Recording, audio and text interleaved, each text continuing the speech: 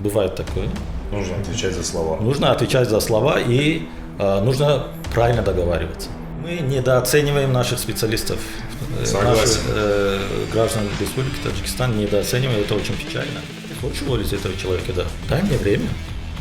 Я законными путями смогу это сделать, если человек виноват. Одна из причин ухода – это домогательство со стороны руководителя организации или непосредственно руководителя. К сожалению, у нас в стране брендов очень мало, международных брендов. Возможностей по трудоустройству в состоявшихся компаниях почти нету. Привет, друзья! С вами снова Три Медведя. Мы запускаем новый сезон «Пан или пропал». Три медведя – это белый, бурый и панда. Белый – это Искандар Мирзоганиев, бурый – это Бехрус Насреддинов и я ваш панда. И помогает нам в этом, конечно же, Зибо. В новом сезоне мы будем говорить о рисковых людях, которые решили запустить свой бизнес в Таджикистане. Сегодня у нас специалист в области HR Сухроб Шарипов. Он даст нам дельные советы, как собрать команду для новой компании или уже работающей. Весь не секрет, что для многих HR это же отдел кадров, где сидит некая Зинаида Ивановна, у которой вот такой начес. Она забирает твою трудовую книжку и периодически собирает с тебя мзду на дни рождения, на всякие праздники и все такое. Однако сейчас HR-сфера – это отдельное государство в каждой компании. Это те самые люди, которые помогают вести бизнес правильно. Ведь любой бизнес, как и любое государство, это прежде всего люди, которые есть самый главный ресурс. И вот мы сегодня с Сухробом хотели поговорить именно на эту тему. Здравствуйте, Сухроб. Добрый день. Очень приятно познакомиться. Интересный у вас проект. Насколько важно иметь в своей компании такого ответственного человека, который будет отвечать именно за HR? И с каким количеством сотрудников должен работать этот человек? Я бы сказал, все зависит от самого бизнеса, от размера бизнеса. В некоторых компаниях HR или отделом кадров занимается именно юрист организации. Также в некоторых компаниях может заниматься бухгалтер организации. Конечно, все зависит от цели, стратегии компании, к чему они стремятся и для чего это все нужно. Естественно, базируясь на тех намерениях организации, принимайте решения. Отдельно взятого человека иметь, который будет вести именно направление HR или нет, это уже на усмотрение руководителя организации. По правилам, по международным стандартам, примерно на одного человека должно приходиться, на одного HR, скажем, должно приходиться 100 человек в организации. Соответственно, если вы будете сравнивать рынок наш, который есть, у нас очень стартапы, действующие организации среднего размера или большие организации, в среднем размере где-то, я не знаю, до 50 человек. У кого-то есть HR, у кого-то нету, но тенденция пошла в последнее время, видимо, потребность, скажем, в развитии той или иной компании, что все ищут HR-овцев. Но закладывают обычно в это кто-то серьезные намерения имеет, чтобы HR был и помогал бизнесу, а кто-то чисто для того, чтобы, видимо, отчитаться перед своими, скажем, я не знаю, инвесторами, теми проектами, которые должны быть финансированы с той или иной стороны, требования, которые предъявляются той или иной компании. То есть это есть, это не секрет, поэтому выбор за руководством компании. А в случае, если это руководство компании находит HR-специалиста, то какие ставят или стоят перед HR-овцем первые задачи? Как правило, при интервью говорят о высоких материях. Мы хотим то-то, мы хотим это. Высокие материи, я имею в виду, это стратегическая часть HR, где управление талантами, где внутренняя коммуникация, где корпоративная культура, которую нужно делать. Но оказывается, иногда, к сожалению, такая тенденция идет. После того, как берут на работу, используют сугубо в кадровых, именно в бумажных работах, скажем, в соответствии с законодательством, бумаги и так далее, и так далее. Естественно, здесь очень важно в HR и в бизнесе, чтобы руководитель организации сначала озвучил свои ожидания, что он хочет от этого специалиста. Соответственно, если у специалиста есть намерение продолжать, естественно, он остается. Если это не его, нормальный специалист, естественно, у него тоже свои планы, свои карьерные возможности по развитию. Естественно, он отказывается, они не договариваются. Но я сейчас говорю о мелких, маленьких организациях. В больших организациях там уже более-менее на рельсе все поставлено. Относительно договоренности чисто будут касаться социально-бытовых вопросов, скажем, или социального пакета, финансовых возможностей, развития и так далее. Поэтому все зависит от конкретно взятой ситуации. А если я еще добавлю вопрос, вы сказали, человек, когда руководитель нанимает HR-овца, он определяет задачи.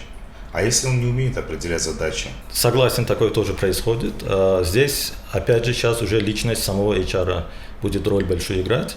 Он будет проактивным человеком или реактивным человеком. То есть, если проактивный, видя, что нужно помочь руководителю организации, он берет инициативу в свои руки и мучает этого руководителя, вытаскивая информацию относительно, что он хочет в конце иметь, то есть по выходу этого проекта или этого желания руководителя.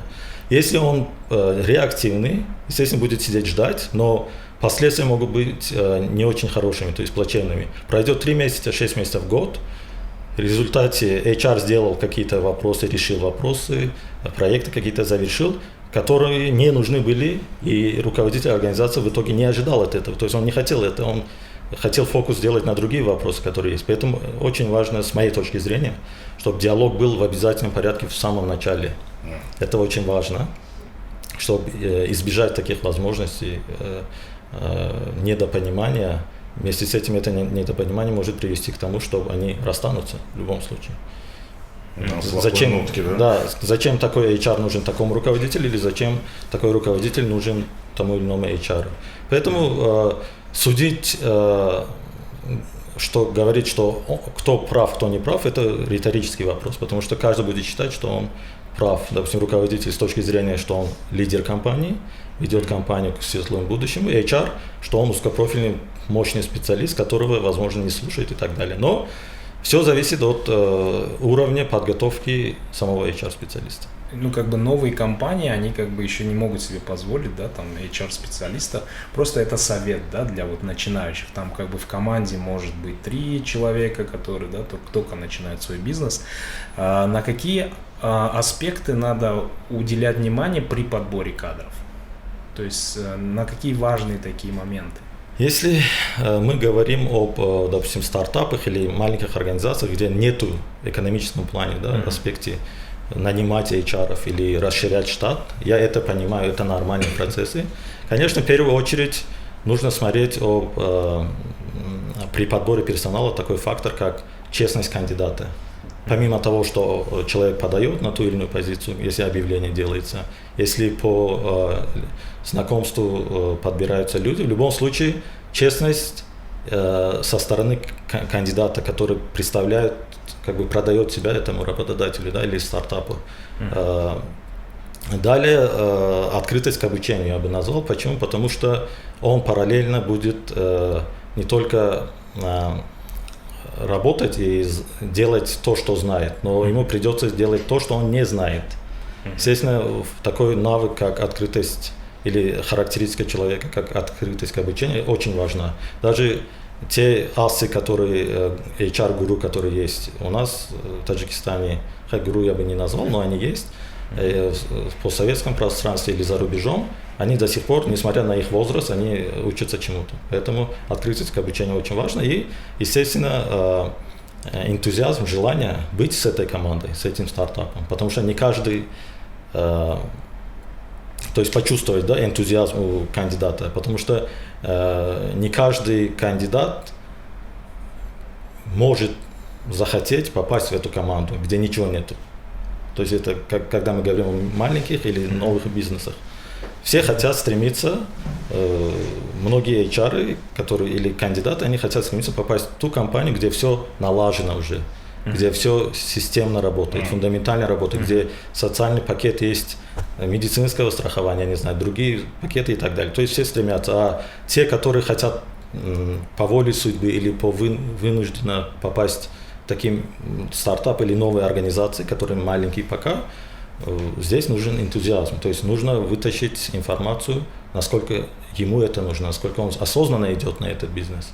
То есть это со стороны уже тех, которых принимают. То есть, То есть в первую очередь нужно обращать внимание на энтузиазм, желание работать. Да, желание работать. Ну, деньги, зарплата и так далее, это не последняя очередь, потому что нужно человек, чтобы работает и достойно получал, но насколько компания может дать, это другой вопрос. Поэтому нужно компенсировать другими вещами, кроме денег, да, допустим, молодая команда, амбициозная команда, интересная команда, то есть руководители этих организаций.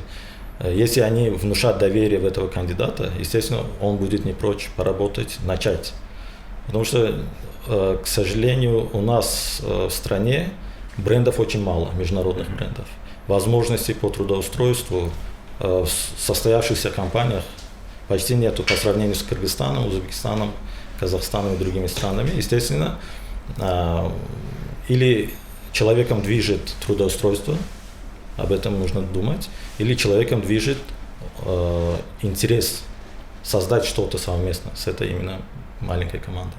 То есть это нужно вытащить при разговоре, при интервью у кандидата, если речь идет с этой стороны, со стороны работодателя, как это все происходит. А вот как ты бы посоветовал задавать вопросы на собеседовании про какая у меня будет зарплата? И здесь как бы двойной вопрос идет, то есть и иногда, когда ты приходишь на собеседование, да, тебя спрашивают, а какую зарплату бы вы хотели? То есть я, если честно, до сих пор не знаю, как ответ на этот вопрос, как отвечать. То есть ты в своей голове примеряешь, например, одну цену, которую там, скажем, ты как бы хочешь себе подороже продать, но, соответственно, ты думаешь, так, я на прошлой работе получал такую зарплату, плюс-минус там сделаю, 30% сверху наложу, может мне будет как бы, и вдруг они согласятся. Как ты посоветуешь вот именно? Я бы посоветовал, сначала я тенденцию скажу, что я заметил на рынке у нас в Таджикистане. В ближайшее время, до ближайшего времени в объявлениях вообще не указывали зарплаты, кроме как в государственной службе, где в центре занятости конкретно было написано 800 сомонов, 1000 сомонов и так далее. Сейчас некоторые компании, понимая и делая ставку на привлекательность, уже конкретную сумму, которую может получить, если понравится кандидат, они конкретно пишут. И это серьезные суммы. Не буду говорить, какие компании, чтобы не рекламировать их и не показать, что... Потому что я могу быть конкурентами в той компании, где я работаю. Поэтому я воздержусь, наверное. Но в любом случае суммы, я озвучу суммы. $2000-3000 на ту или иную директорскую позицию, допустим, предлагают. И это прописывают в объявлении. Что очень обрадовало меня, когда я мониторю сеть и смотрю информацию.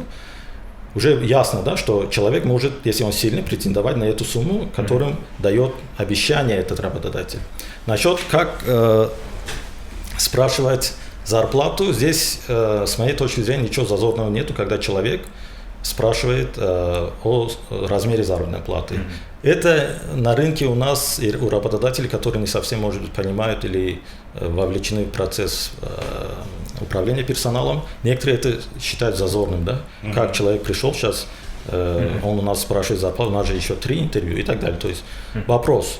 Здесь уже искусство и подготовленность самого кандидата. Он должен, имеет право спрашивать. Желательно, я рекомендую в конце интервью спрашивать сумму зарплаты, да. А, как правило, работодатель сам задает вопрос, вы правы, об этом вы сказали уже, что какие ожидания у человека. Но я сторонник того, чтобы, конечно, играть с зарплатами из-за каких-то мелких сумм относительно прежнего специалиста, который был на этой должности, который больше получал, и работодатель хочет за меньше получить нового сотрудника, это неразумно с моей точки зрения, нужно достойно платить человеку. Если установка есть между HR этой компании, руководителем, что условно скажем 5000 сомонов заработная плата на эту позицию, если человек нам понравится, нужно давать эту сумму. Почему? Потому что рано или поздно, через месяц, 3 месяца и так далее, возникнет вопрос. И этот сотрудник, осознавая свою важность для компании, если он хорошо испытательный срок пройдет и так далее, он будет поднимать этот вопрос. Зачем полурешение делать изначально, когда можно нормально, конкретное решение сделать, тем самым мотивировать человека. У меня был опыт, когда мы брали одного специалиста на ту или иную должность. ожидание было одна сумма, мы дали на 10% больше, чем ожидание сотрудника. Естественно, мы закрыли вопрос в течение где-то года, полутора года, поднятия вопроса пересмотра заработной платы. То есть, во-первых, человек был очень приятно удивлен, с другой стороны, оценил себя, самооценка была удовлетворена у этого человека, человек нам понравился и так далее. То есть, задавать нужно вопрос, но дипломатично, грамотно. Как вариант, можно задать вопрос, какой у вас социальный пакет, можете ли вы подробно рассказать, допустим, какая шкала зарплат рассматривается на эту позицию, если человек соответствует по ожиданиям работодателя на эту должность. Нужно спрашивать. Сняться этого и воздерживаться от того, что спрашивать, не нужно. Но это, на мой взгляд, на позиции стандартные, да, скажем, среднего звена. На позиции директорские, там переговоры достаточно серьезные идут, сложные, там торговаться нужно.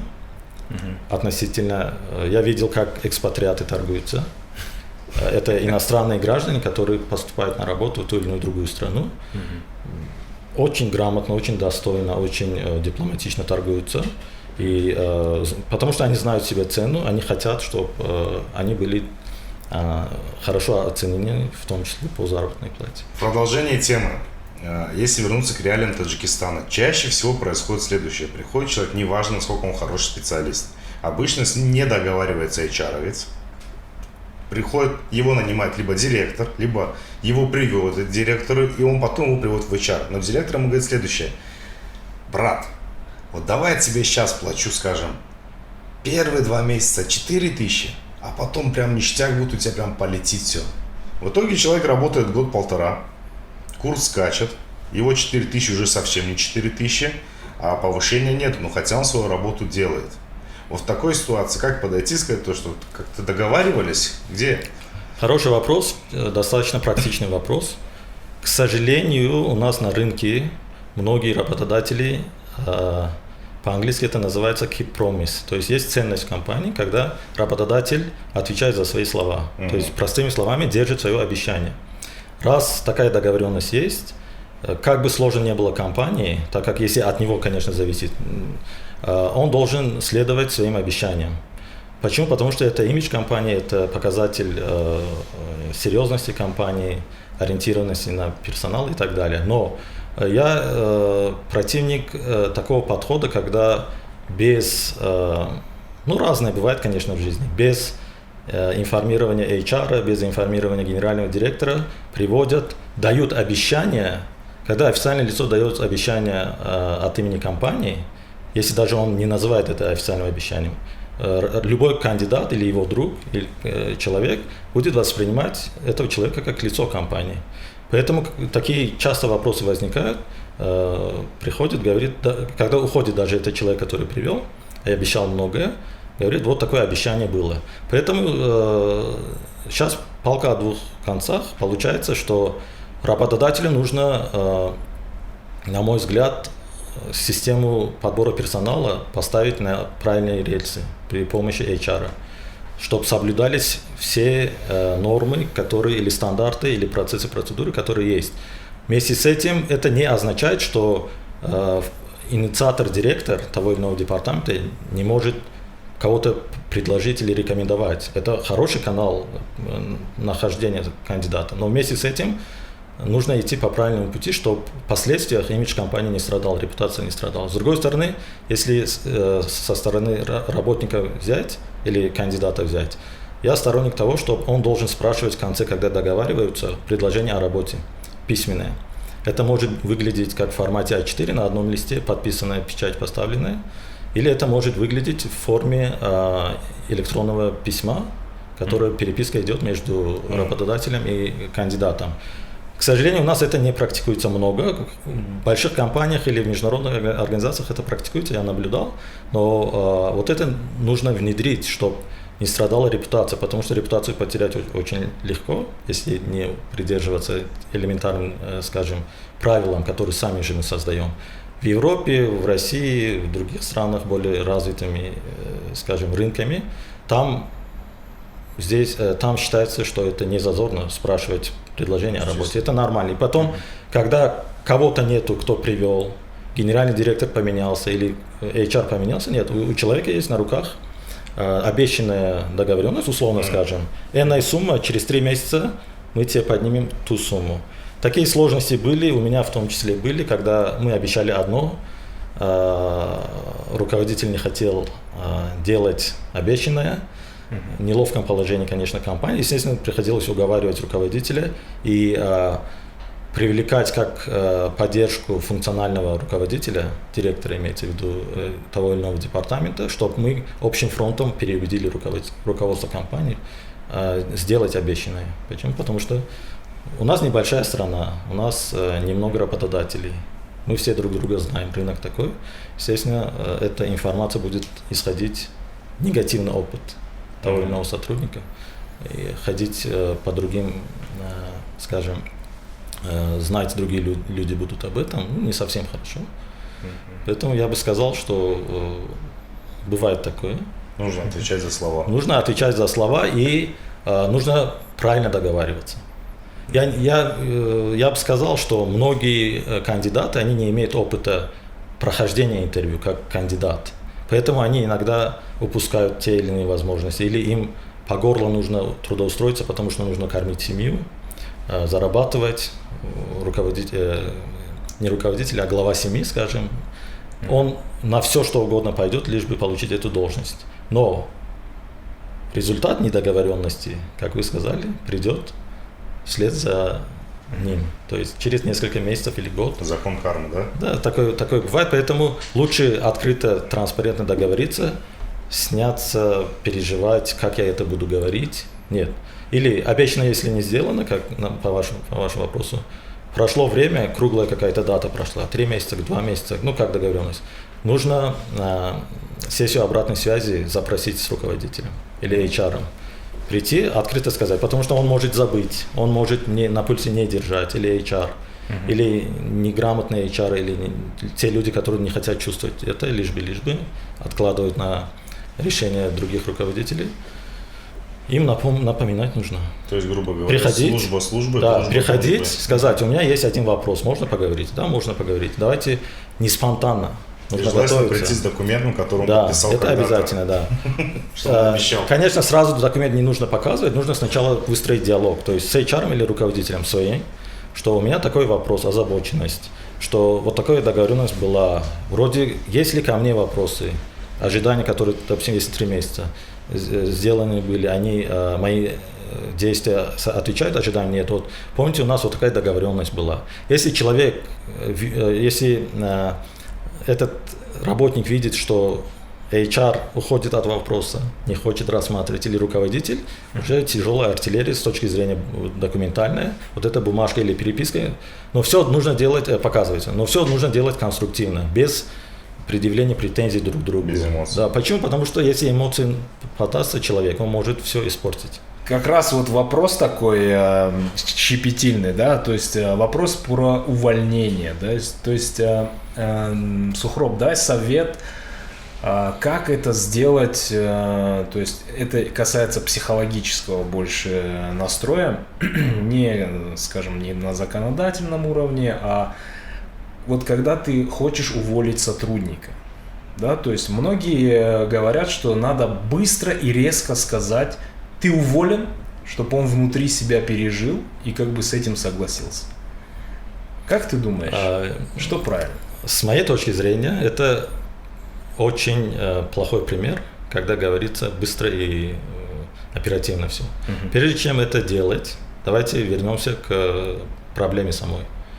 Для того, чтобы говорить человеку, ты уволен, нужно делать диалог. То есть внезапно сказать человеку, как бил шок, если вы знаете, квитанцию приносят на большую сумму, и у вас шок. То есть вы не знаете, что вы съели, что купили и так далее. В HR или в работе с персоналом то же самое. То есть прежде чем говорить, в американских фильмах там говорят you are fired, да, то есть вы уволены. А этому есть объяснение, потому что если человек увольняется, у него законодательством какие-то на законодательном уровне, какие-то там пособия и так далее, крупные делается, человек может не страдать. У нас чуть другое. Поэтому у нас закон защищает, сейчас я скажу, конечно, о психологическом моменте, закон защищает любого человека от таких отношений, да, скажем, нечестных и так далее. Прежде чем говорить, ты уволен, быстро это сделай и так далее, нужно обосновать, почему. С человеком нужно говорить.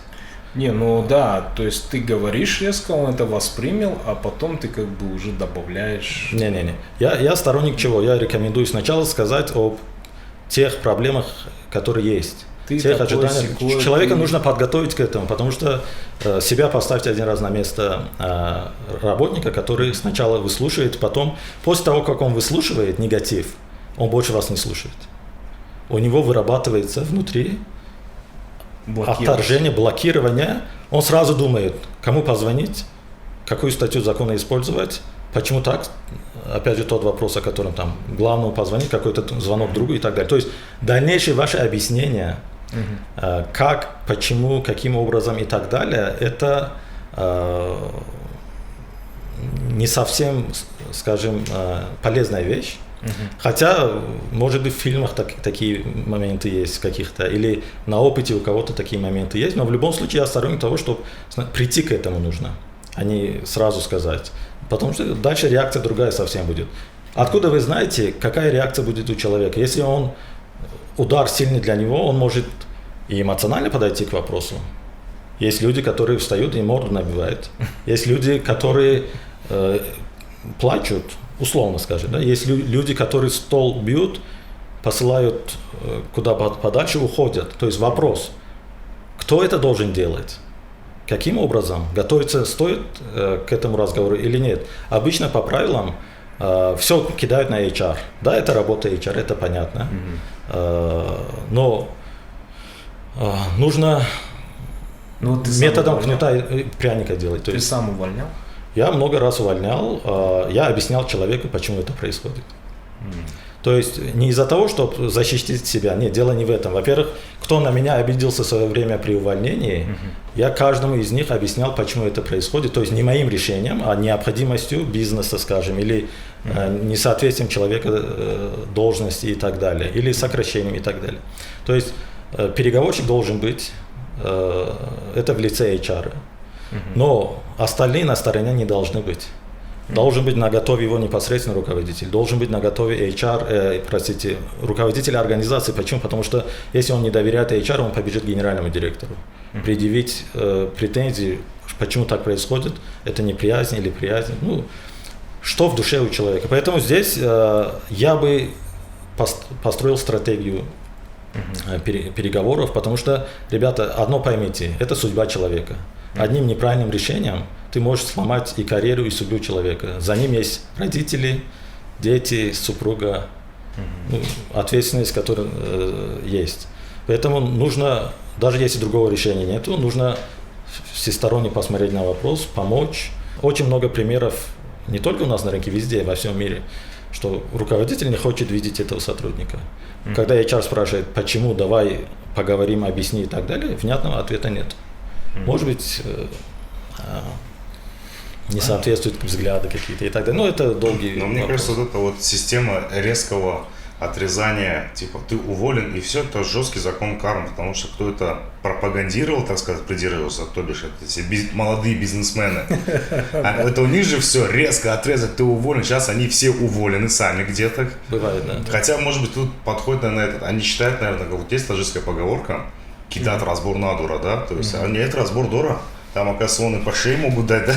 Ребята, ожидать от людей, мы не знаем, кто они такие. Мы с ними не жили, я имею в виду, да, в семье и так далее. То есть, всякое может быть. Может, психика сломалась, может быть, он в таком отчаянии, что... То есть, HR должен на пульсе держать, чувствовать, как говорить с человеком. Пусть мы смягчаем HR, да, ситуацию, облегчаем восприятие этой информации, но вместе с этим нужно быть честными, говорить правду, но не так быстро, как ожидается. Где-то это работает, может быть, где-то работает, но я не сторонник такого подхода. Кому-то нравится это, кому-то не нравится. Поэтому я больше на человеческую сторону, психологическую смотрю, нежели чем финансовую. Кстати, вот поэтому, да, тоже есть одна мысль. Вот когда появились графические программы, то бишь Photoshop, 3D Max, все думали, все, художники больше вообще никому не нужны. То есть художники ополчились, говорят, это все неправильно, это фотошоп, потом нарисовано. Нет, это все было придумано, чтобы упростить работу художников, и чтобы он мог больше творить. Те, кто смогли это работать с этими программами, те стали лучше, наоборот, а не хуже. Но сейчас бытует такое мнение, все сомневаются, что, возможно, специалистов HR вытеснит ПО, то есть программное обеспечение, такие как Self-Manager Group или Hacker Rank, да, то есть вот их много таких. И сейчас все думают, что может ли компьютер, программа заменить при отборе кадров, при рекрутинге человека, да, или же все-таки человеческое чутье важнее. Вот вы как считаете? Хороший вопрос, он достаточно актуальный вопрос в нынешнем развитии, да, человечества. На самом деле, многие считают, что к этому мы придем. Допустим, на Западе, может быть, быстрее придут к этому, где развиты технологии, возможности экономические и другие и так далее. Насколько в Таджикистан это быстро придет, у меня большие сомнения. Порядка, может быть, в течение 50 лет, может быть, придет. Не знаю, я не берусь отвечать за сроки, но я пока глубоко убежден, возможно, мои взгляды поменяются в будущем с тем, что этим словам будут подтверждения, да, научные и другие, профессиональные. Я считаю, что часть автоматизации будет, то есть произойдет часть автоматизации, в том числе в HR. И оно уже есть. Вот сейчас очень модно говорить IT-HR. То есть при помощи технологий современных и так далее, они упрощают работу HR, автоматизируют учет, даже в том числе подбор персонала, где где-то ведется ботом или роботом и так далее. Но вместе с этим это все кто создал? Это человек создает. Вот эти искусственные интеллекты и так далее. Человеческое чутье никто не отменял, оно не будет отменено никогда, на мой взгляд. Почему? Потому что сколько мы лет находимся на этой земле, наши предки и так далее, все равно, какие бы новые технологии не происходили, человеческое чутье останется, и вот это чувствовать состояние души собеседника или работодателя, да, это, на мой взгляд, робот или бот не в состоянии делать на сегодняшний день, если в будущем не произойдет другое. Поэтому я сторонник автоматизации многих процессов, но принимать решения, основываясь именно на решении, скажем, бота, того же робота, я бы не взялся, если речь идет об рекрутменте. Или разрешение конфликтных ситуаций, одна из задач HR. Робот может разрешить конфликтную ситуацию, которая идет через эмоции человека, через переживания человека, того или иного, то есть стороны конфликта. Или работодатель и работник, или два работника, коллеги и так далее. Или очень много случаев, когда человек о своих проблемах говорит, и очень сложные проблемы, в том числе, когда речь идет о жизни и здоровье человека. Сможет ли бот или робот понимать это? Он не проходил через это. Человек проходил через такие сложности и так далее. Поэтому автоматизация будет, но бросить все и сказать, что профессия HR не будет, очень сейчас модно везде пишут, что профессия HR не будет. Она будет, она в другом виде, возможно, будет. Как-то современные технологии, новейшие технологии будут влиять на автоматизацию этих процессов. У меня такое мнение. Раз ты против, значит, ты как Уилл Смит, который флиртовал с роботом. Вот я только хотел сказать, что пока в директорате, пока у руководителей остается человечность, человеческое чутье нужно будет. Это обязательно. А когда начнут нанимать, как сейчас, на аутсорсинге. Сухроб, вот современные компании, они большинство своих департаментов отдают, то есть основную работу этих департаментов выполняет аутсорс-компании. В чем это выражено? То есть либо у руководителя компании какие-то другие взгляды, то есть или он не хочет работать на прямом контакте с этими специалистами? Здесь, по моему опыту и на мой взгляд, несколько причин. Одна из причин или первая причина, когда инвестор требует это. Допустим, есть организация, которая ориентирована на определенный сектор. Естественно, там, допустим, держать бухгалтерию HR или водителей, или обеспечивать чистоту и так далее. Это не профиль организации. Естественно, инвестор говорит, что у вас должно быть, скажем, меньше людей, меньше персонала, вы должны заниматься именно вашим профилем, если это, допустим, я не знаю, производство или маркетинг или консалтинг. Естественно, он требует от руководства той или иной организации отдавать это в аутсорс. Насколько это эффективно, спорный вопрос. Следующий фактор, почему это делается, потому что это по знакомству иногда делается. Вы, наверное, сами тоже сталкивались, что мой друг, допустим, есть аутсорсинг какая-то компания, и чтобы ему было хорошо, и чтобы он мог зарабатывать и иметь свою фирму, на плаву держать, я чем держать, допустим, штат у себя в компании, передаю, тендер делаю, так называемый, передаю эту функцию той или иной компании. Такое тоже бывает, это не секрет, здесь ничего такого зазорного или непонятного нету. Или на самом деле экономическая целесообразность, то есть следующий фактор, да, третий, скажем, руководитель видит в этом экономическую целесообразность и поднятие эффективности бизнеса. Это есть такое. Например, очень много у нас на рынке с теми, с которыми я сталкивался, бухгалтерию дают в аутсорс. Почему? Потому что это большая работа, это очень и эмоциональная работа, налогообложение, социальные взносы, другое. Отчетность очень четко прописанная по, скажем, по законодательству, скажем, налоговым и другим законодательствам. Естественно, чтобы не возиться этим, не уделять много внимания этим вопросам, он передает функцию в аутсорс. Попытки были передачи в аутсорс HR в том числе. Даже так? Даже, я бы не сказал, попытки были со стороны работодателя, наоборот, попытки были со стороны консалтинговых компаний взять эту функцию на себя. То есть выходили с предложением больше. Местные, да, это я сейчас говорю только о рынке Таджикистана. Но я пока не видел ни одного успешного такого проекта. Никто не дает. Почему? Потому что это, опять же, эмоции, это взаимоотношения, это чувства людей, это их мотивированность и так далее. То есть можно дать, в принципе, но нужно думать о будущем, да?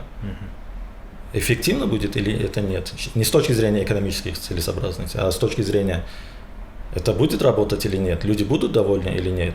Кому обращаться? Человеку при тех или иных вопросах, в том числе по бизнесу. Поэтому это такой, скажем, опыт есть. И самое интересное, у меня наблюдение с 2010 года есть, что фактически аутсорсинг-компании, они просто так не появлялись, ни одна аутсорсинговая компания, их мы сами создавали. Для кого-то? Для себя. Почему? То есть я сейчас не говорю об отдельно взятой компании. Инвестор говорил, вы должны вот эту функцию отдать аутсорс. Нет у нас на рынке аутсорса. Мы находили пути решения вопроса. Договаривались с этой функцией, то есть с теми людьми, которые эту функцию берут, создавали им, помогали им создать предприятие или организацию, ставили одного из лидеров руководителем этой организации и выводили за штат и функцию давали в аутсорс. То есть это начало аутсорс-бизнеса в Таджикистане, грубо скажем. Да? Возможно, я могу быть неправым с точки зрения того, что, может, я не владею некоторой информацией относительно именно создания бизнеса, потому что я больше фокусирован на HR. Но мы сами создавали, и другие создавали аутсорс, они работали на них, потом взаимодействие улучшалось с каждым годом.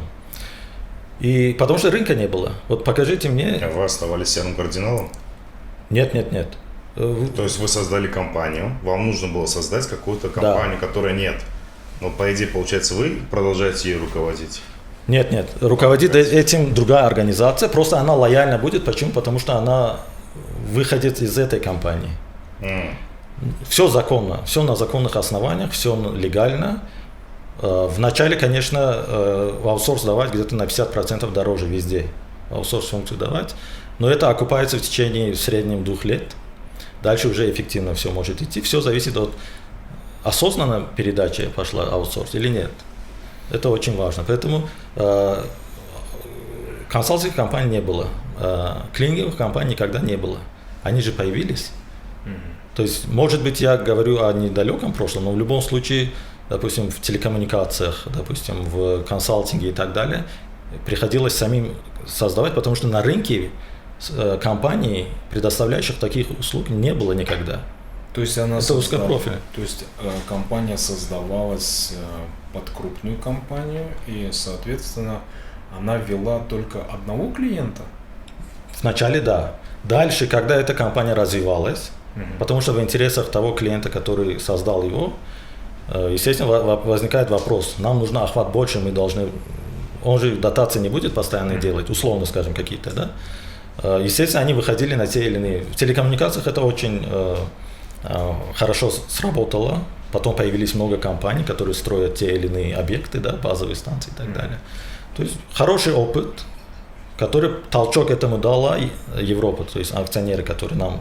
То есть я говорю, когда о бизнесе, да, акционеры толчок дали, то есть нам пришлось выйти из ситуации и сделать это законными путями. А вот вопрос, какие могут возникнуть опасения, да, в плане утечки информации? То есть одна компания, скажем, аутсорс-компания обслуживает несколько компаний, и может в их обслуживании быть конкуренты. То есть соблюдают они какую-то бизнес-этику или нет? Хороший вопрос. Этот вопрос, он актуальный и будет всегда актуальным. Почему? Потому что гарантии того, что слива информации не будет, ни у кого нету и никто не может дать. Поэтому все зависит от доверия партнеров. То есть, конечно, в юридическом плане неразглашение конфиденциальной информации подписывается между партнерами, это однозначно. Но будет ли соблюдаться это, будет ли неофициальный канал утечки информации и так далее, никто не может дать. Поэтому все зависит от доверия между партнерами. Если доверяешь, если контракт подписан, конфиденциальная информация, то есть неразглашение подписано, и ты веришь, доверяешь, и нет другого выхода, риск всегда остается, и нужно принимать этот риск на себя. То есть компания должна принимать риск на себя. Вопрос в другом. Даже если субъективно говорить, кто-то передал какую-то информацию конкуренту, нужно это доказывать, это не просто так. Обвинять того или иного аутсорсинговую компанию, того или иную, что они слили информацию без, скажем, весомых доказательств, это пагубно для самого бизнеса, для отношений между партнерами. Поэтому этот риск всегда есть, потому что в бизнесе всегда любые риски есть, просто уровень риска разный. Где-то низкий уровень риска, где-то средний, где-то высший.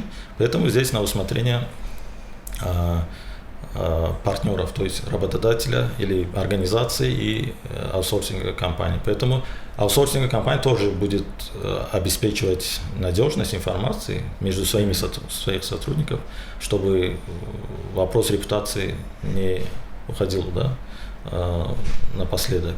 Поэтому я думаю, риск всегда есть, и на этот риск нужно идти. Но я нигде не видел, что доказательно, бумажно, документально кто-то кому-то предъявлял претензии по утечке информации. То есть по тому опыту, который у меня есть, возможно, у меня такого опыта нет. Есть виды темпераментов, правильно? Это холерик, сангвиник, флегматик, все мы их знаем. Наверняка у HR-специалистов сложились уже какие-то свои такие вот никнеймы для людей, то есть не только сангвиник, холерик, там, трудоголик, там, раздолбай, там, что-то такое. И вот есть такие термины у вас, когда вот видите человека, и потом между собой за чашкой кофе, да, он, немножечко... Конечно, не без этого. Везде есть, особенно в кругу рекрутеров, то есть специалистов по подбору персонала. Очень интересные казусы в жизни и в работе у них получаются по подбору персонала. Я сейчас не осмелюсь вспомнить те или иные названия или ники для тех или иных кандидатов, но в любом случае общепринятого, конечно, нету. Ну, какие вы слышали? Ну, я не знаю, поймал звезду, да, так называемые, то есть звезданутые сотрудники, эти кандидаты есть. Поймал звезду, называют, почему? Потому что, видимо, при прохождении интервью показал себя с такой стороны, где специалист по подбору персонала сделал для себя вывод. Но опять же, имейте в виду, это не официальные восприятия, да, выводы человека, это просто, когда речь идет о том или ином сотруднике, кандидате, естественно, для того, чтобы вспомнить среди 30 человек или 10 человек, кто как есть, и кто как воспринял, вспоминайте там звезданутый, там слишком себя любит, да, я не знаю, там нарцисс говорят. Мы назвали таких шумахеры. Шуму много, а толку. Да. Среди ни о чем я иногда говорю. То есть человек ни о чем. Ни о чем, да. Да, ни о чем говорим мы с друзьями. Опять же, это не в ущерб авторитету. Очень как-то все дипломатично звучит. Поймал звезду, ни о чем, нет какого-то личностного определения. Нет, такого не будет. Почему? Потому что в первую очередь они тоже наши клиенты, грубо скажем, к ним нужно относиться очень уважительно. Я сторонник того, что во время работы и так как мы представляем, скажем, функцию HR, поддаваться эмоциям и говорить о ком-то каким-то образом не нужно с этической точки зрения. Почему? Потому что этот человек может оказаться по той стороне в любом случае рано или поздно. И как он будет это воспринимать?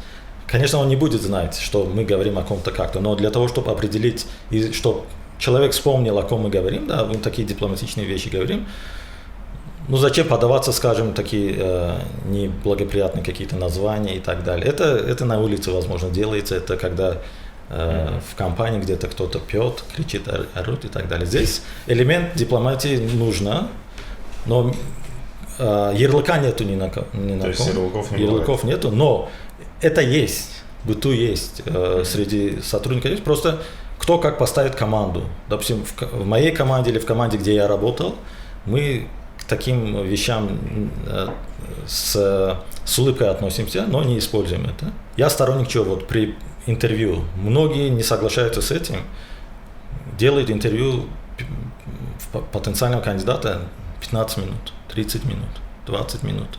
Как можно... Сколько обычно идет? Обычно минимум 45 минут, в среднем час нужно говорить для того, чтобы... Ну, это стандарты, скажем так, тренингов, да, которые дают. Это международный, видимо, опыт. Не просто так, то есть за полчаса ты не разговоришься, не вытащишь ту информацию, которая тебе нужна.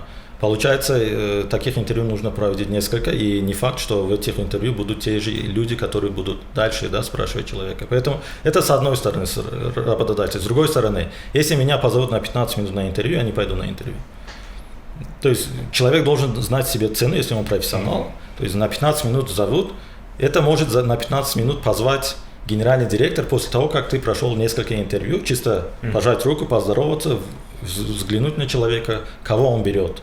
Естественно, генеральный директор организации или председатель совета директоров, если хочет встретиться, он же не будет по CV задавать вопросы. Нет, он поздоровается, увидит, кто этот человек такой, сделает выводы, рекомендации тех людей, которые проводили интервью, то есть они же отчет дают и так далее. Вот здесь я понимаю, но позвать на 15 минут, лично я не соглашусь пойти на такое интервью, первое интервью на 15 минут. Я провожу некоторые тренинги, подбор персонала, успешный выбор или успех в выборе. Там конкретно специальные эти есть нормы, стандарты, где нужно придерживаться их, это очень важно. Не только по отношению к эффективности подбора, по отношению к уважению к этому человеку, то есть, который пришел. Поэтому до 1 часа я анонсирую в начале интервью, но оговорюсь, что может быть 5-10 минут, почему иногда интересное интервью проходит, и мы можем плюс 5-10 минут больше занять времени.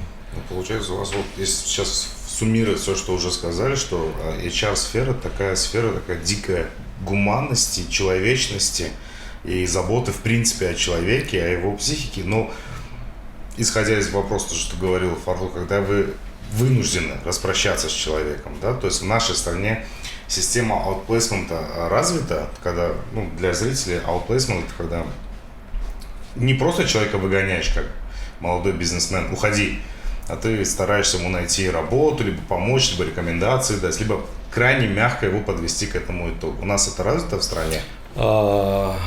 У нас, по моим наблюдениям и опыту, я с этим ни разу официально не сталкивался. То есть нет определенной программы в компаниях или системы, которая это делается. Попытки есть. Тех хороших людей, которые сопереживают вместе с тем человеком, который должен уйти. В Европе это очень развито. Там специальные, отдельно взятые HR-специалисты есть, которые именно этим занимаются в подразделении. Они помогают человеку найти работу, сопереживают с ним, смягчают ситуацию, какие-то предложения дают, постоянно спрашивают, как у тебя дела идут, даже после того, как человек ушел. У нас, насколько я знаю, на рынке официальных программ внутри компании, да, систем подхода именно нацеленного на outplacement нету, Но попытки есть. Я сам лично видел и генеральных директоров, и директоров, прямых руководителей тех или иных людей, которые уходят. Попытки есть. Они прям перед сотрудником, да, или после того, как сотрудник ушел, они созваниваются со своими друзьями, знакомыми и говорят, что есть хороший специалист, или они обмениваются CV. То есть это уже неофициально делается. То есть фактически официального аутплейсмента я не видел на нашем рынке. То есть такой практики у нас Такой нет. практики нету, но элементы этой практики, может быть, в зародыше где-то используют уже. Потому что для того, чтобы это делать, это щепетильная работа, это объем работы, насколько функции будут этим заниматься, и время у них будет этим заниматься. Большой вопрос для тех или иных организаций. Ну вот вы говорите директорам в основном, да, если были попытки, то для директоров. Насколько я знаю, например, в нашей стране очень щепетильно относятся к экспатам, и они чаще всего улетают с золотым парашютом, с очень хорошим золотым парашютом. То есть золотой парашют год, два, твоя заработная плата за год или два вперед. То есть, а для простых людей это не светит, да, никак? У меня очень хорошее отношение к системе экспатриатов, то есть тех людей, которые за границу приходят. Были и хороший опыт, хороший был, и плохой опыт был. Но в целом это оправданные решения, которые делаются, если потребность есть изнутри компании, если не насаждают сверху.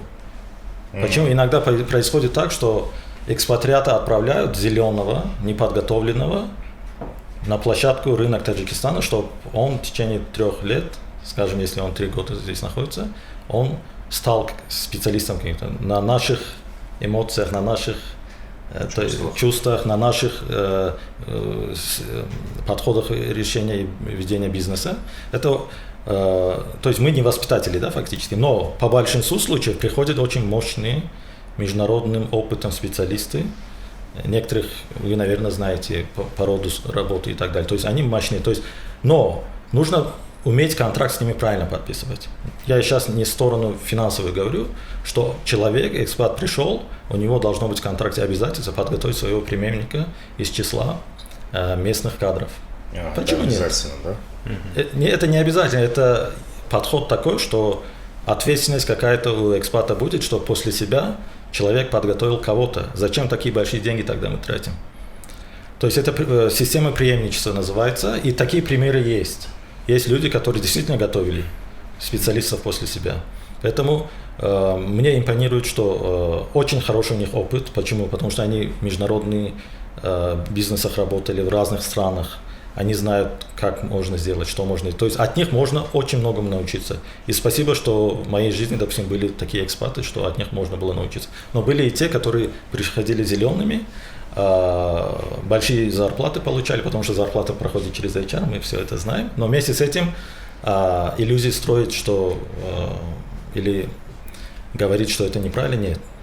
Бизнес оправдывает это решение, и это разумно принятое решение, пригласить экспатов. И от них можно очень многому научиться, если захотеть. Если негативно воспринимать на эти процессы, потому что был спор один, почему они больше получают, чем мы, и мне хороший ответ дали в свое время. Если ты поедешь экспатом, допустим, в другую страну, у тебя же такой пакет будет, да? К счастью, такой пакет будет, но я не собирался в то время никуда уезжать. Но страна другая, да, и там... Да, то есть это нормально. И главное, главное через HR нанимать этих экспатов, потому что если он насажен сверху, как вы говорите, вполне возможно будет зеленый человек. Вероятность такая есть. Вероятность такая когда есть. HR проанализирует, скажет, да, нам вот этот специалист остро необходим, он принесет что-то нового, у него хорошие рекомендации, то мы его берем. А если они так, что он американец, он все знает. Мы недооцениваем наших специалистов. Согласен. Наших граждан Республики Таджикистан недооцениваем, это очень печально. Но в любом случае решения, которые принимаются, некоторые не обсуждаются, некоторые обсуждаются. Поэтому в любом случае это положительная тенденция, на мой взгляд, приглашать иностранных специалистов. Есть один еще хороший фактор – государство. Просто так государство, регулятор, скажем, не дает возможности экспатов приглашать. Почему? Потому что если у нас на рынке нету таких специалистов, мы должны доказать перед комиссией, когда лицензию дают на привлечение иностранной рабочей силы, мы должны доказать, то есть представитель компании должен доказать перед комиссией Министерства труда, что у нас нету таких экспертиз или компетенций, нам нужен такого рода специалист. Естественно, государство тоже регулирует это. То есть мы можем посылать экспатов, да, сами брать. Ну, я думаю, там государство что так же делают или нет? Да, там то же самое. Где, в России? Ну, везде. Ну, мы Сейчас- каких экспатов посылаем? Сейчас, да, то есть, Специалистов высокого профиля, да? Да. но в целом я сторонник как бы взаимодействия с экспатами, они пользу приносят. Я согласен, да. Обычно вот бывает такое, что в коллективе иногда работника пытаются выжить, да, то есть не хотят, чтобы работать, и иногда даже происходит, что даже там, скажем, руководитель компании тоже пытается там как бы прессовать, давать какие-то нагрузки, да, то есть невыполнение там особо планов, типа боссинга или моббинга. Вообще вы сталкивались с таким? И что делать в этот момент жертве? Такие ситуации не исключение, они часто бывают. Поэтому в сети, если вы тоже прочитаете, многие уходят не из-за работы, а из-за босса своего. Есть, на мой взгляд, все зависит от самого человека. Есть 3 пути решения этого вопроса. То есть выхода из этой ситуации, на мой взгляд. Я могу ошибаться, но кому-то может это понравиться, кому-то нет. Первый – пойти на контакт, своевременно спросить, что происходит. Сидеть, ждать, что прессуют человека, неоправданно выживают и так далее. То есть, если человек это заметил, он на контакт должен пойти к своему, логично, да, то есть психологически, своему непосредственному руководителю, что я чувствую вот такую ситуацию. Ты можешь мне рассказать, это на самом деле, как бы мне показалось так, или на самом деле так происходит. Поэтому руководитель непосредственно, который, возможно, вовлечен в это, или он не вовлечен, но вышестоящие вовлечены, ему придется открыться человеку. Дальше что делать, это уже другой вопрос. Второй момент. Он может, чувствуя это, поднять вопрос, не обговорив ни с кем, перед генеральным директором или там некоторые люди напрямую уже инвесторы выходят, сейчас современные технологии, имейлы, письма и так далее. И борются, да, за свои права, за свое место, если он считает себя правым, если ему не объяснили почему, то есть все зависит от ситуации, какая ситуация происходит. И никому не отказано, некоторые люди просто закрывают тему и уходят. То есть это тоже выход. Чем нервы себе тратить, постоянно негативы быть, в стресс попадать, некоторые люди принимают решение уйти, но не сразу. Когда начинается моббинг, вот эти боссинги и так далее, человек, если чувствует, он параллельно ищет пути отхода. Имеется в виду другое трудоустройство или делится со своими друзьями. Вот у меня такая ситуация, те помогают куда-то. Когда он получает приглашение и так далее, естественно, ему быстро хочется уйти от всего этого. То есть, на мой взгляд, 3 варианта решения вопроса с точки зрения выхода из ситуации. А как вот именно HR, то есть реагирует на это? HR, есть 2 вида HR. Да. Я, в принципе, понял, что вы хотели сказать. Есть 2 вида HR. Есть HR, которые не хотят вмешиваться. И уходят от таких, скажем, игр, которые происходят, стараются себя отдалить от этого. И даже к нему, если к HR вопрос приходит, он футболит этот вопрос. То есть футбол в HR тоже есть, смотря какой HR. Он футболит и возлагает ответственность или коммуникацию, или действия с его непосредственным руководителем. Есть HR, которые чувствуют это, и когда у них они получают информацию достаточную, что это правда или нет, они поднимают вопрос перед своими коллегами наравне, которые есть. Условно скажем, директорам или руководителям функций. Что зачем вы так делаете? Сейчас человек может обратиться, это разрушает корпоративную нашу культуру, наши ценности и так далее, и так далее. То есть HR уже о 2 вещах думает. Об социально-психологическом климате в компании или в отдельно взятом подразделении и о репутации компании как работодателя. И, может быть, о 3-м тоже думает, как HR репутация в компании, потому что HR должен иметь вес в компании для того, чтобы он мог помочь развитию бизнеса. Поэтому, если HR сильный, он будет об этом думать, он напрямую уже будет говорить с руководителем компании. То есть хотя бы узнать, какая позиция руководителя компании по отношению к этому вопросу. Может быть, действительно проблема в сотруднике? А бывают такие моменты, когда сами HR это делают? Ну, грубо говоря, пришел руководитель, как вы до этого говорили, то, что не нравится мне человек, хочу его уволить. Но он просто сказал, а увольнять нужно официально, красиво, грамотно, в связи с чем, правильно, да. Основание. Да. И вот тут HR не делает такого, что вот давайте сейчас мы найдем, чем он виноват. Такое тоже есть, это интересный вопрос, случаи такие были. Когда человек не хочет работать с кем-то, конечно, этот человек должен, руководитель должен хотя бы объяснить HR, какие причины. Да? Выхода нету, причины подтверждаются, как бы субъективно даже если. HR дает рекомендации всем должностным лицам резких движений не делать. То есть вы уволены, я не хочу с тобой работать, конфликт нет. То есть он такой, да, есть проблемы, да.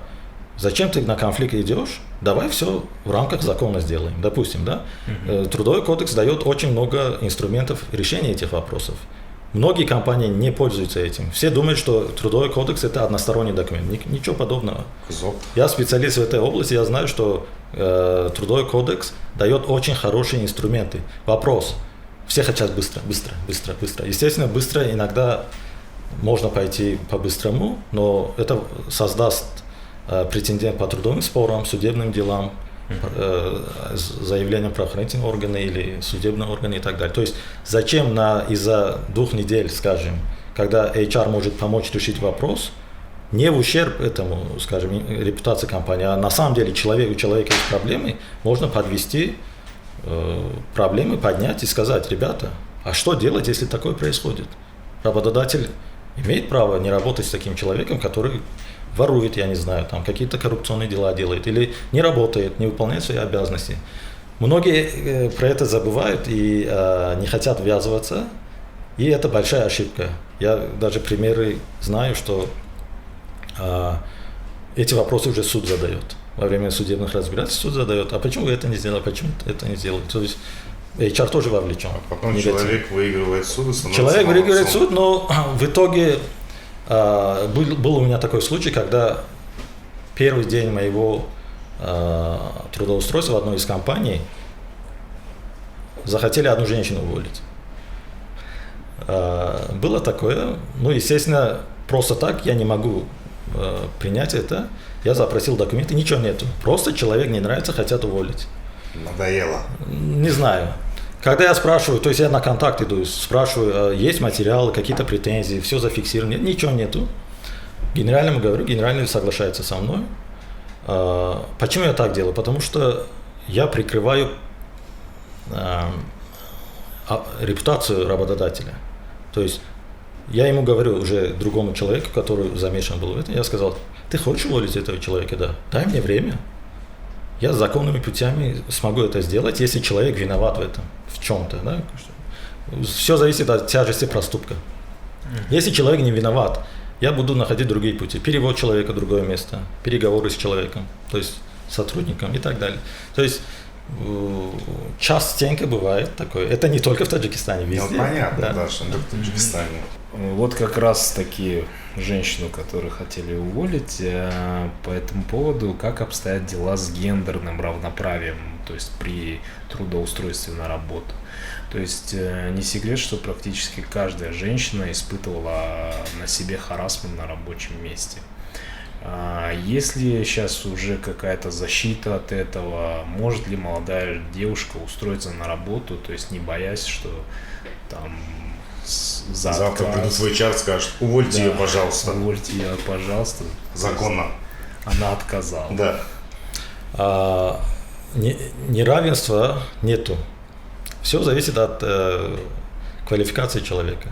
Молодая девушка, которая перспективна, и заметили эту девушку или женщину, выбор, конечно, за работодателем, да, при приеме на работу. Женщину же обычно по работе не за красивые глаза или за красивую внешность берут, а если официально все брать, скажем, по системе подбора персонала, берут за квалификацию, за опыт или за образование, которое человек получил.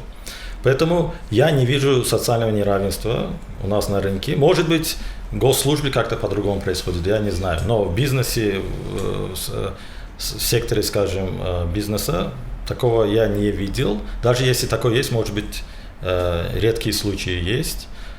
Почему? Потому что человек сам должен выбирать, да, куда он подает. То есть, естественно, не имея квалификацию, знаний, навыки, которые соответствуют этой должности, зачем туда подавать? Вопрос. Поэтому насчет домогательств, да, харассмент, наверное, слушатели знают, что такое. Это сексуальное домогательство по отношению к женщинам. Такое происходит. Любой вид внимания со стороны мужчины к женщине. Да, но сейчас в Европе, возможно, перебор с этим, или в других странах, где очень щепетильно к этим вопросам относятся, возможно, это оправдано там. Здесь у нас особо такого нету, что именно официально какой-то повод был сексуальных домогательств. Я не встречался с этим. Все зависит от культуры компании. Какие ценности в компании. Конечно, человек может подвергнуться этому, никто не застрахован. Это может быть наши сестры, наши супруги, наши невестки и так далее. То есть вопрос, все в руках самого человека. Если такое происходит, молчать, сидеть, в крайнем случае это делают, молчат, сидят. Потому что человек зависим от зарплаты, человек некуда пойти, квалификации нету и так далее. Но нормальные, продвинутые, хорошие, грамотные женщины и девушки при первом случае таких домогательств, они поднимают вопрос на уровень HR, руководителя организации, в том числе до инвестора. Потому что в крупных компаниях, где международные акции есть или иностранные акции и так далее, там есть специальный канал, называется whistleblowing. Это свистеть. То есть специальный канал есть, где можно по телефону, по имейлу рассказать о проблеме, и приходит проверка проверять. Они очень серьезно к этому относятся, иностранцы. Харассмент аудит? Не харассмент аудит, а проблема аудит проблемы. Да. И они между этим, для них это очень серьезный вопрос. У меня даже случай был в плане, кейс был такой, что один человек что-то сказал женщине, это проблемой стало. Они пришли, и когда интервью проводили с каждым из вовлеченных процессов, в том числе HR там находился, 10 раз спрашивали, а это харассмент был или нет? То есть они хотели разузнать, реально харассмент или нет.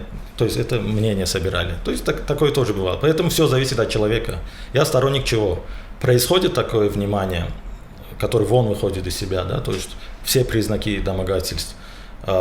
Человек, если она уважает себя, эта женщина, даже мужчины иногда тоже сексуально подвергаются этому, человек должен поднимать этот вопрос, не боясь ничего. Почему? Потому что есть такое. Но я согласен, возможно, у нас это скрывают где-то боятся потерять работу из-за этого.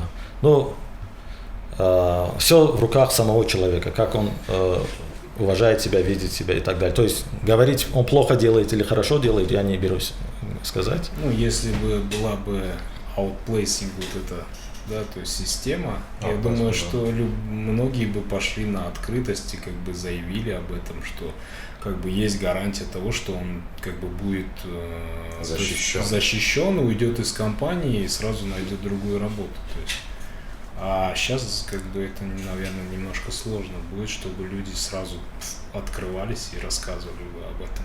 Ну, здесь открытость должна быть со стороны человека, который подвергся, это мужчина или женщина, без разницы. Почему? Если он в самом начале не пресекать не будет такое поведение, это будет продолжаться годами. Поэтому человек должен поставить точку.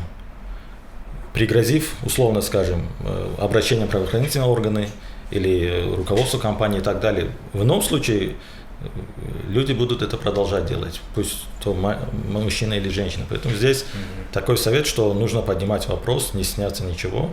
Даже у меня в опыте были несколько случаев, когда с кандидатами, когда мы говорили, одна из причин ухода – это домогательство со стороны руководителя организации или непосредственно руководителя.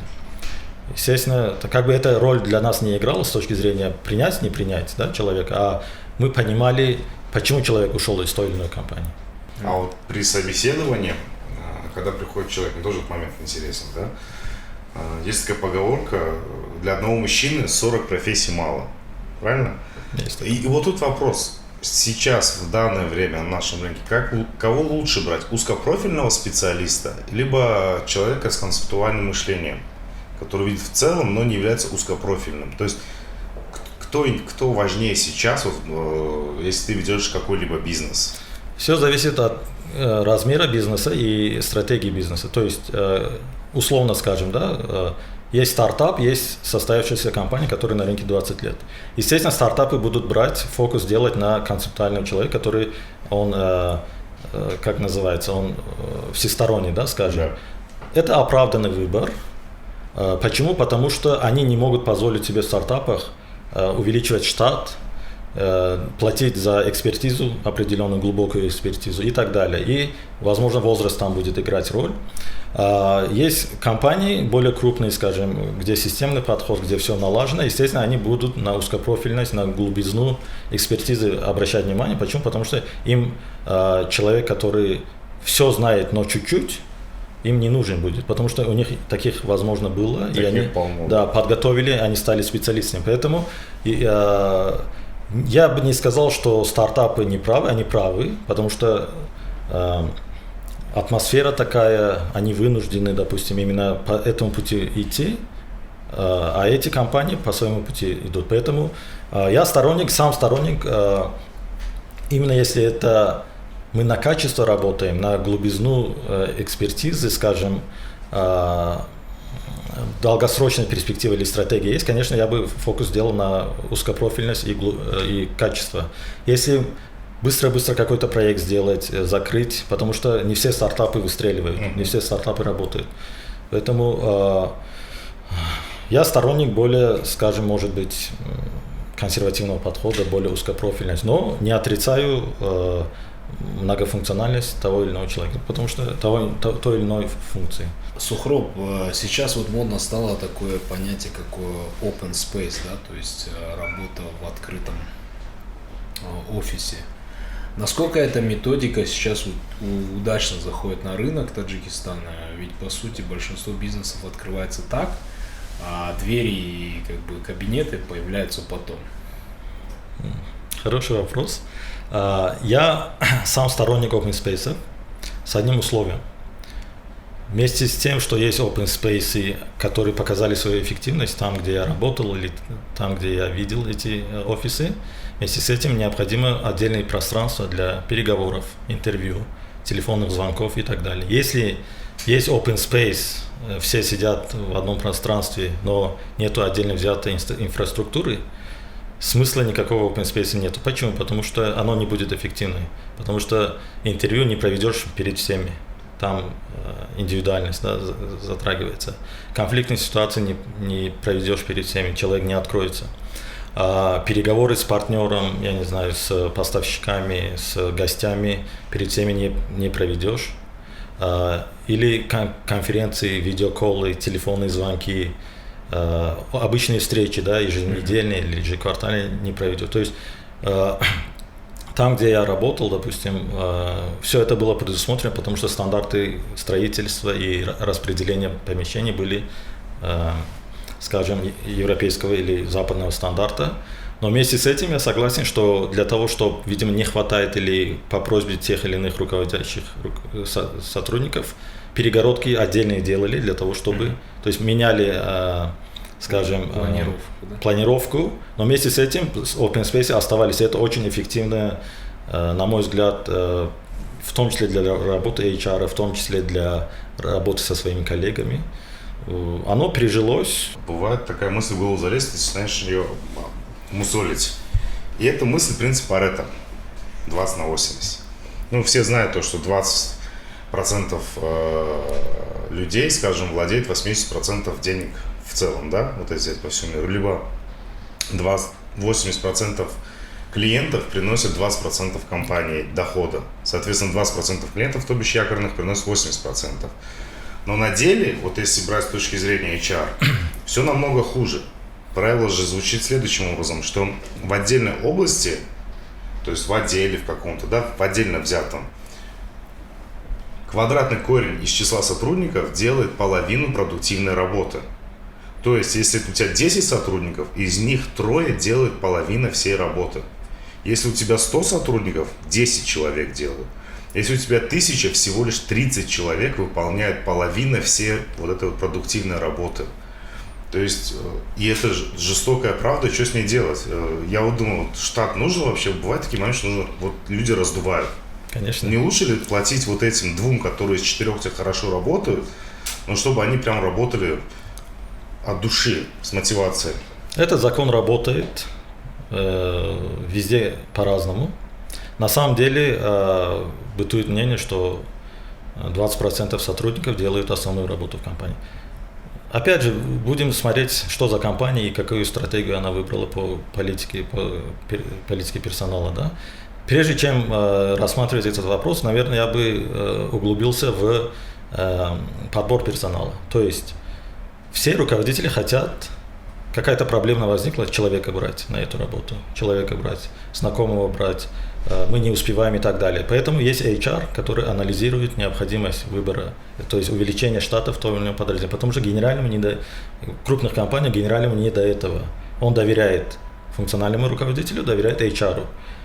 Есть план, есть бюджет, который контролируется если бюджет по персоналу со стороны HR, там финансисты вовлечены и так далее. То есть я противник того, чтобы раздувать штат неоправданно. Есть проблема, почему сразу человека нужно брать. Нас, видимо, учили так, давайте проанализируем. То есть без анализа увеличение штата есть. И это приводит к тому, что штат увеличивается, и закон вот этот Парето уже работает. 3 главных критерия для работодателя при найме персонала. И сразу второй вопрос: 3 главных качества для соискателя работы при приеме на работу. Тезисно прям вот. Я бы назвал, если коротко, то есть правильный человек на правильном месте называется в HR это, по-английски. В первую очередь, чтобы квалификация, которая описана в заявке человека, соответствовала тем требованиям, ожиданиям, которые дает работодатель при объявлении. Второе, при разговоре уже честность, выявить открытость, честность человека, что он говорит, выдает себя за того, который он на самом деле есть. Работодатель это ценит, это понимает. Играть перед работодателем, продавать себя или дешево, потому что не все могут это делать. И третье, я бы назвал разум, то есть разумно подходить к тем или иным вопросам, то есть включить разум, логику и здравый смысл. Это, на мой взгляд, для нашего работодателя, там, где я бы был, я бы обратил на это внимание. Есть куча еще других факторов. Со стороны соискателя, кандидата, конечно, опять же, может быть, зеркально я противоположное скажу, что кандидату тоже нужно быть самим собой при интервью. Если такой человек нужен команде, работодателю, он возьмет этого человека. Если такой человек не нужен, как личность, да, как при разговоре, доказывая, примеры приводи, продавая себя дорого и так далее, он не возьмет такого человека. То есть это важность, то есть самого себя показать, какой он есть. Это раз. Во-вторых, с уважением относиться к вопросам работодателя. Какой бы вопрос ни задал работодатель, нужно держаться и не поддаваться в эмоции. Это очень важно, потому что работодатель может провести стресс-интервью, может провести или такой вопрос задать, который не нравится другому человеку. Но он имеет право на вопросы, я имею приличные вопросы, задавать вопрос. И третье, скажем, задавать вопрос со стороны соискателя работодателя. Это очень важно.